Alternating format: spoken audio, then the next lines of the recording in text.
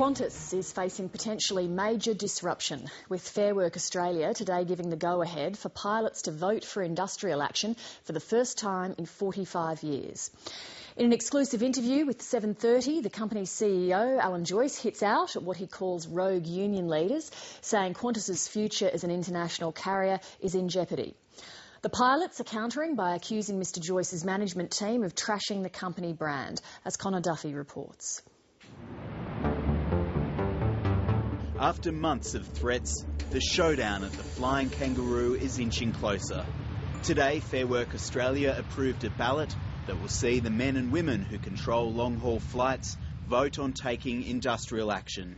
This is the first time since 1966 we've felt moved to actually take industrial action, so the ballot result is a very sad day for us in some ways. We believe that some of the demands that are being put on the table are outrageous. They are demands that the company cannot agree to, and there are demands that would result in job losses within this company. The news pilots were finally voting on grounding planes has incensed Qantas CEO Alan Joyce, who has given his first interview since the ballot was confirmed.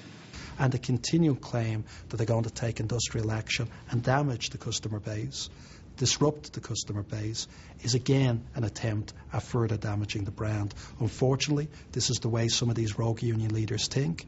It's not good for their members, it's not good for our employees, it's not good for our customers, and we're going to have to stand up to them. Who are you referring to when you talk about rogue union leaders?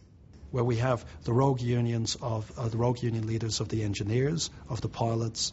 Well, I guess I should be happy that he's no longer calling us kamikazes. But no, we're not rogues. We balloted our members before we went down this path, and we got overwhelming support for our actions.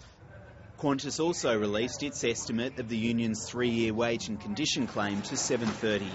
The company puts the cost at $317 million. Those figures are based on a 2.5% wage rise, pay scales for each pilot grading, and 2 premium economy international tickets for each of the 1,700 pilots. There are classification changes, there are asks about free travel, there are asks about membership of Qantas Club, subsidised memberships. All of them would add up to over 26% in total demands against the company. During the entire negotiations of 9 months, the company's never tabled any figures to us, so it's a new one to me, but our analysis says it's about $91 million. I think Alan's got a malfunctioning calculator there. The pilots' union, though, insists this argument is really about job security. As an example, it says pilots on Qantas's Trans-Tasman route are employed by a New Zealand-based company, Jet Connect, that pays pilots much less. It wants all pilots on the Trans-Tasman route and others on similar arrangements in Asia to be paid the same as Australian-based long-haul pilots. We think that the travelling public has a right to expect that if they get on a Qantas flight, it's flown by a Qantas pilot, not some agency in Malaysia or wherever they manage to set up an airline.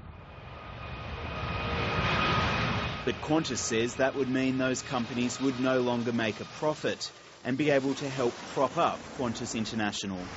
There are certain demands I cannot concede to because it will endanger the survival of the company into the long run. So are you saying the entire future of Qantas International is at risk with this action? It is at that stage. Our international business is losing money.